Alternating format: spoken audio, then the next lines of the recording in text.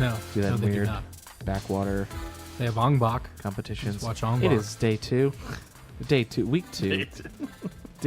We've been trapped in this room for days. Please let us out. It is week 2 of our Blisspoint's Album of the Year coverage, and this begins part 2 of round 1.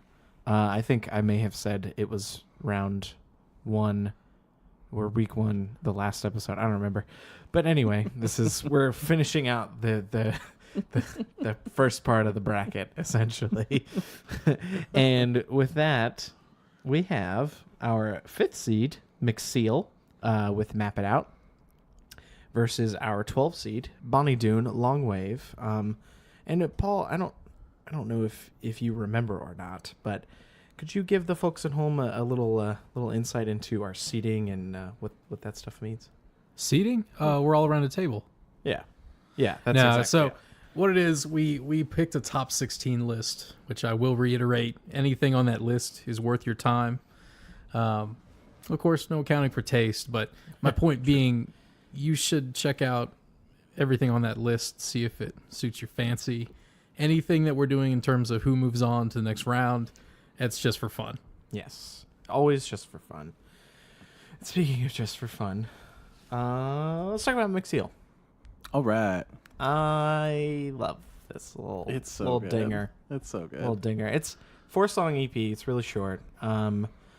I think it's really well put together. Production's like a little loose, and I don't think in like a sloppy way, but in a just kind of like nice. It reminds me of Pine Grove. Yes, is basically what I'm getting at. Yeah, fair enough. Fair enough. And in a good way. I think they have cool kind of guitar lines and kind of it's like your not. I don't want to say average kind of emo rock because I think it's a little different than what we've talked about this year, at least, especially in terms of album of the year.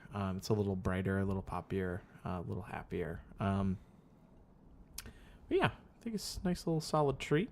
I don't know. Yeah, I totally agree. You brought to the table. What do you? I think feel? it's a nice. It shines in this kind of new era of all these new emo bands, and it's getting a little more raw and sloppy, and kind of has that more Cafferty like new age emo vibe. But like you said, they do it really well. I mean, it's 4 really good songs.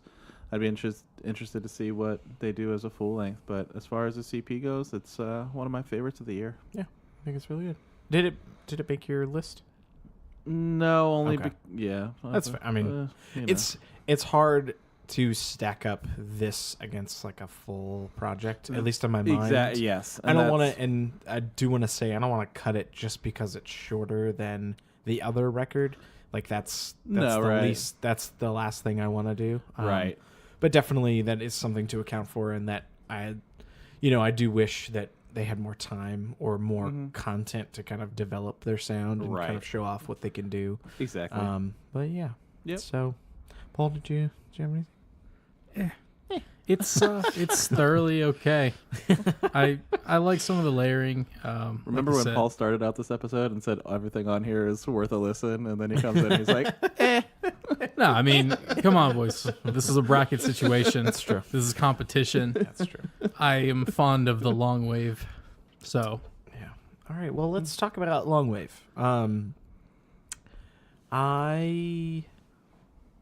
I like this vibe a lot. I think they do a really cool.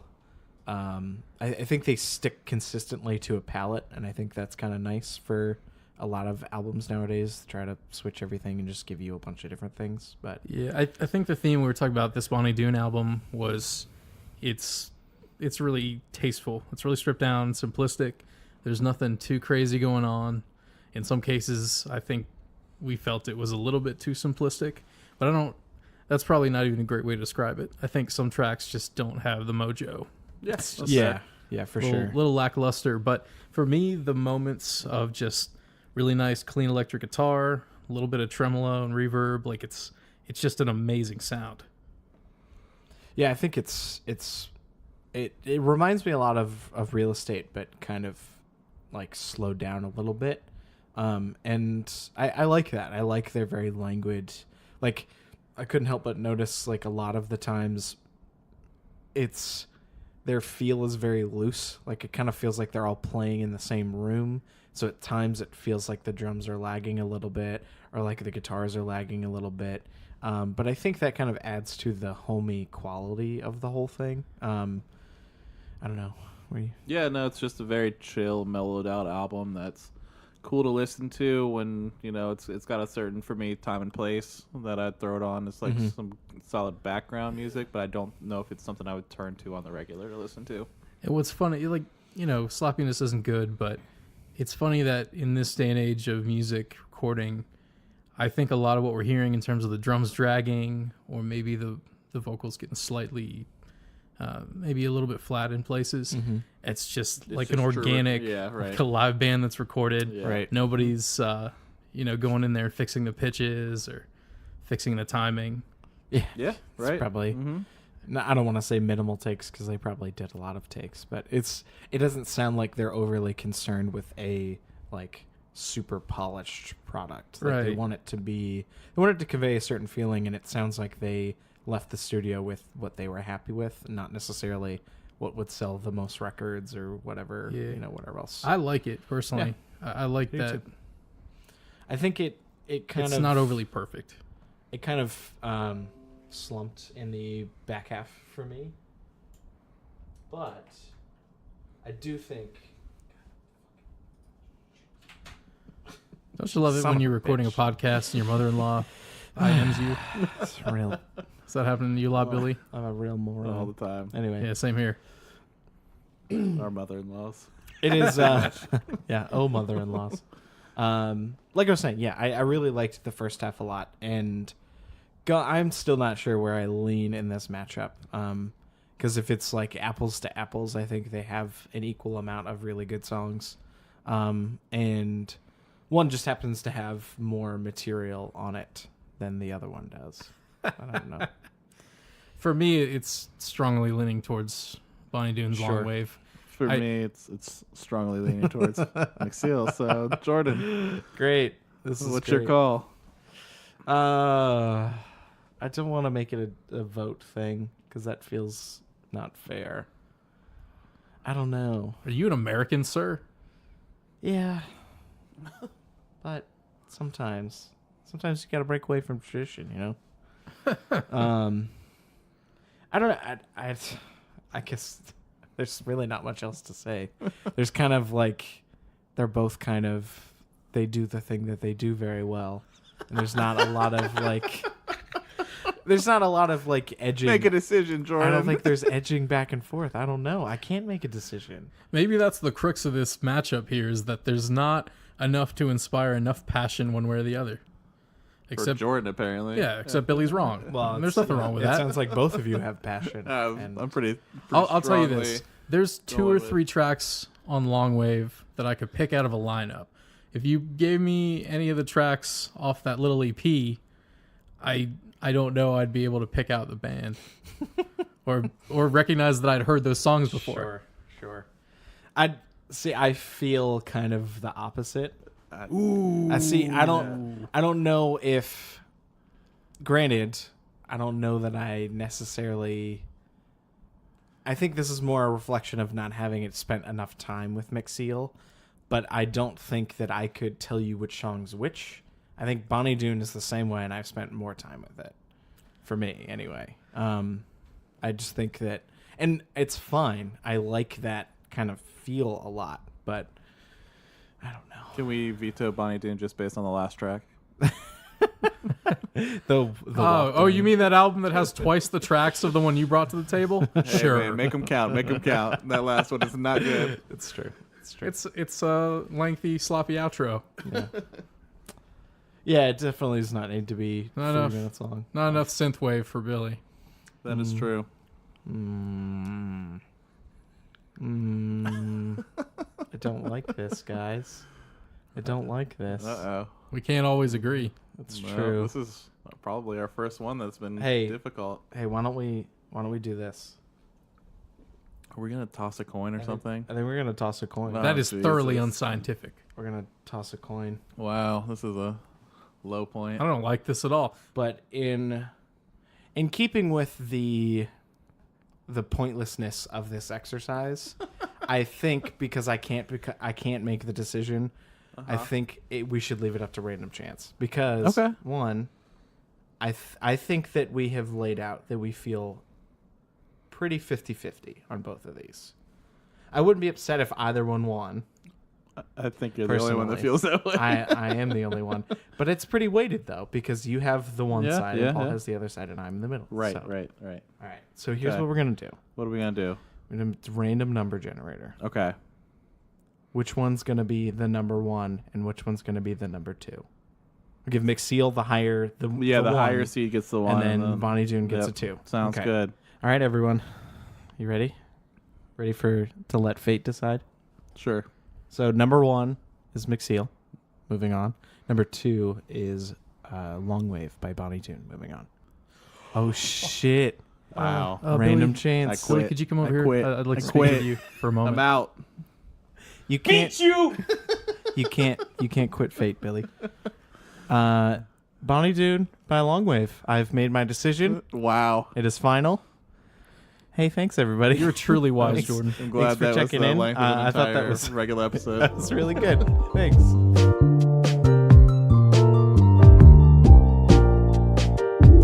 Up next, we have our 6 seed, the Beths, Future Me Hates Me, versus Pusha T Daytona, our 11 seed.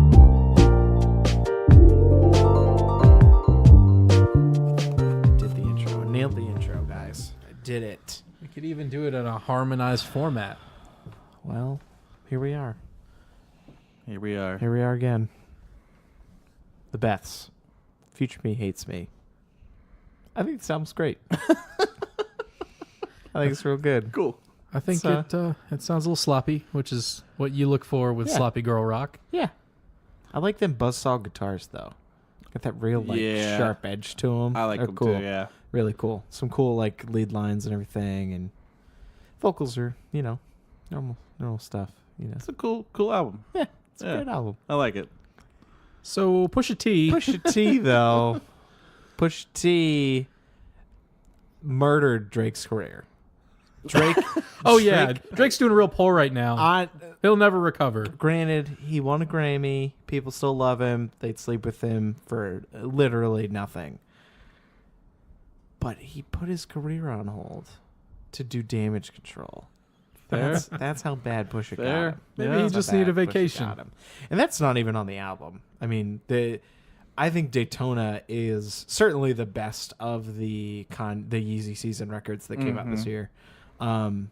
It's just fuck. It's Yeah. Like we were talking, I think this is the best hip hop album of the year. Yeah. Yes. I don't know what I think so. what would be I mean, better than this. No. I think this is a much greater standout in hip hop than the Beths would be in girl slop rock. Yes, Absolutely. Yes, for sure. Absolutely. And I Yeah. just think putting them up 1-for-1 against each other. Let me put it this way, boys. Which would you reach for if you had somewhere to drive? You had like Beths. 20 minutes to go somewhere Oh, I'm doing a drug deal. Pusha T. in Florida. Okay. Yes, yeah. I'm driving to Florida. It's Billy. Billy's driving to Florida. Yes, it is and me. he wants to feel like a drug dealer. But I've got 16 hours, so I'll listen to both. Man, I tried to lead Yeah, him right. home, and he just decided to veer off. God damn. Get in the barn, Jordan. I'm sorry. You know you want Pusha T. Yeah. But yeah, Absolutely. this is Daytona. Yeah, I mean, Pusha all T. the production is everything you want. It's just Yeah, really, bringing it back that Kanye really knows his fucking shit on the boards. which I mean, it's Could do wild. better otherwise, Yeah. but No, the I dude mean- is a god when it comes to production and beat selection and Why he didn't do this for his albums, I have no idea. Plus, wasn't the vibe. I can see the joy in your face when he says, Ugh. Santeria. Santeria. Okay. Oh, it's Pusha T Daytona. It's an easy one.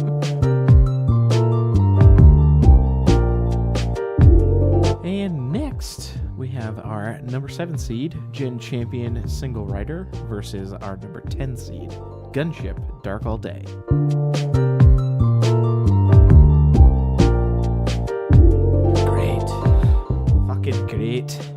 All right. We have Miss Jenn Champion. Feels like it was forever ago.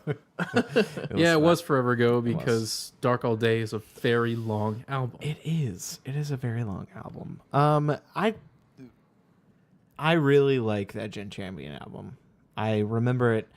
I liked it a lot more than I remembered liking it. Mm-hmm. Like there's, as I was telling you, for me, it's like, it's a pretty solid, like 6 for me, but there's parts of it that are like, holy shit. Like there's some really good tracks on here that I think are very different and not just like 80s pastiche. It's like she has some really cool ideas and kind of executes some cool electronic elements and kind of blends a lot of different styles that I think work really well in her favor.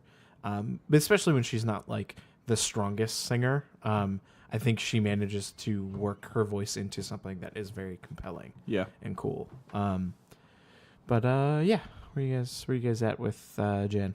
I love this album. It's one that I turn to all the time. It's cool to me. It's kind of divided up in 3 different pieces. The first third of the album is just like pretty solid, just like synth pop.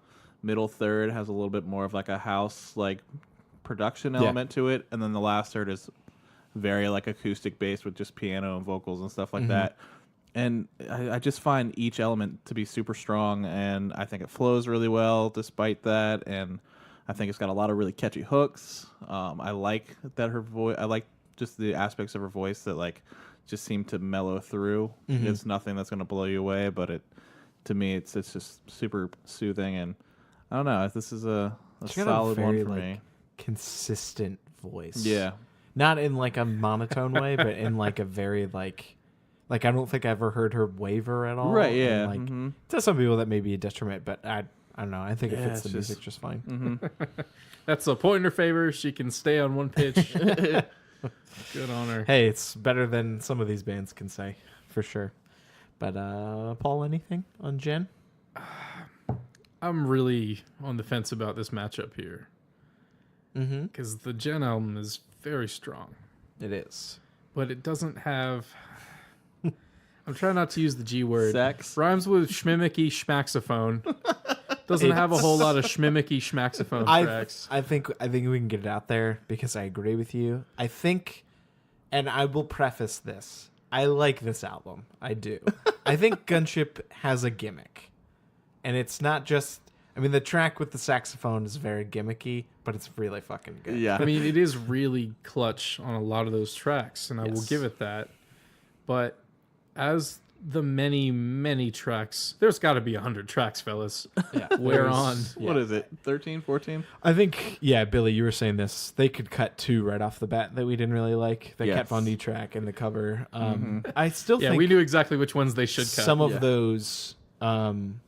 some of those are probably still a little bit too long, but I must say, as far as like a synthwave album goes, this to me goes for a gimmick and a kind of style, like a very industrial, like deep 80s cinematic kind of style that I like, and I'm really happy that they committed to. And in certain moments, it is perfect. Yeah. I mean, the main single, Dark All Day, it really is good. It's just, when you look at it in the context of the whole album, how are we feeling? Yeah. So something I'll point out too, kind of going along the lines of what you were saying about it being cinematic, but the one thing that I think makes this album stand alone from other synthwave albums and other albums of that kind of genre are those albums tend to have a lot of just instrumental pieces with either like intros and outros and throughout. What I loved about this album in particular is that it's an album full of songs. Every song's got vocals. An album full of songs. Jesus. It's a portfolio. It feels more like a musical album, like a band album with songs with vocals on every track. There's no weird like kind of like you're saying it is gimmicky, but there's no like intro, outro, like it's got some interlude teeth to stuff. it. Yeah, I think it's got some staying power, and some songs that I actually would listen to like outside of the context of an album, which is a lot for me at least. But yeah, I don't know. After listening to them back to back, I totally thought I was leaning Gunship because I was like, Jenn just I very didn't even think it would be but- competitive. But that Gen Jenn album champion, was very it's good. real strong. Surprisingly good. Yeah, I'm conflicted. I think they're both great. And it's all a taste thing, but Yeah. if we are making recommendations for people, what do you think would be more accessible to most? I mean, Gen Champion's way more accessible. I think so. I don't think you have to dive into the synthwave deep end. Right. But I also think that Gunship is also very unique. And very fun. Yeah. I'd be more comfortable recommending like 3 tracks off the album to someone. Yes. Yeah. Yeah, for sure. For sure. So it seems like Paul and I are leaning Jenn. Wow. That's fine with me. I am shocked that that's the way this is going. I thought it would be different as yeah. well. I think we all 3 of us came into it. We're like, Gunship's probably fine. And then Yeah. I I mean, mean, you're feeling like I felt in the Covet round because 2 of your babies are up against each other. Yeah. Right out of the Yep. gates. yeah. Yep. So are you fine So- with Jenn? Yeah, I am. All right.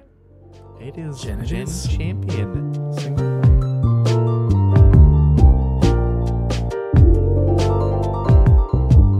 Finally, for today, we have our 8 seed Hovvdy Cranberry versus our 9 seed Boygenius.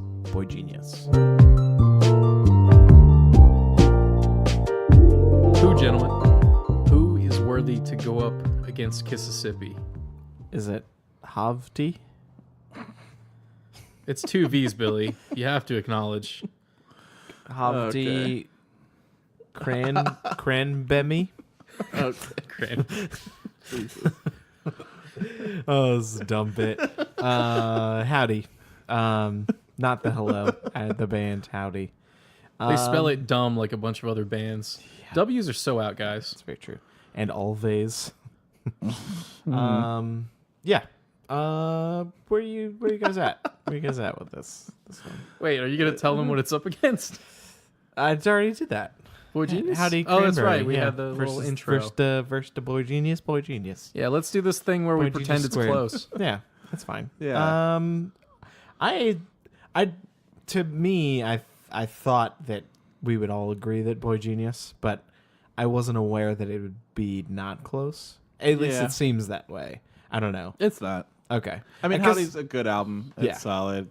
They do that lo-fi I think thing it was real your well. first album of the week. I think Billy. it was. I think it was. It's very good. It's one of the few albums that stuck with me all year long. Interesting. I think it fits a vibe that I identify with on almost a daily basis. So I think it works well into my life. Yeah. But I also recognize that it's very one note. And that Yes. kind Yeah, of- no, it's a good album. It's just the way these matchups went. Yes. Yeah, I that's mean, true. Boygenius is a super group. how the They're the cookie damn crumbles. Yankees of some semi-gospely, If you can make me like acoustic, Julia Baker, I mighty, mean, powerful female Hey, singers. you're gonna go far. That's gonna go a far. that's a big 10 points right Yeah. there. Is if Billy and I can get into Julian, it's Phoebe. It's Phoebe's gonna do it. So Boygenius album's incredible. Yeah. I'm sure we'll talk about it even more. So I don't want to say too much since it's an easy matchup, but it's a great album. Yep. And it gets the win. Woo! Thanks everyone for tuning in. This was a fun and very short What a strong ending. round of round 1. We did it. Real round 1. It's finished in the books. All right. All set to go. Down to 8. Do we? No, we'll review the bracket at the top of the next one. I think that makes sense. Sounds good. Yeah, nobody cares. Okay. You sure? I mean, okay. That might be a nice little let's do teaser. it. Let's do it. Let me. I was waiting for him to say at the top of the hour. We'll review the bracket at the top of the hour. Yeah. What are we looking at next time? So round 2, we have our 1 seed, Mississippi Sunset Blush, Ooh, versus our 9 seed, Boygenius, Woo. squared. that'll be a battle. We have our 13 seed, Covet Efflores, versus our 12 seed, Bonny Doon. All right. Longwave. Good luck, everybody else. Third match, we have Tom Misch, Geography, at our 15 seed, versus our 7 seed, Jenn Champion Single Rider. And our last matchup of next week's episode is third seed Middle Kids Lost Friends versus our 11 seed Pusha T Daytona. That one's gonna hurt. Yeah, gonna those be are tough. all Those are gonna very be tough. interesting. I'm very happy with how these turned out. Yeah. I'm glad that it's not just smooth sailing for all of these. So should be fun. So yeah, tune in next week. And yeah. Knock it down to 4. Bye-bye. He was cruel and a sadist.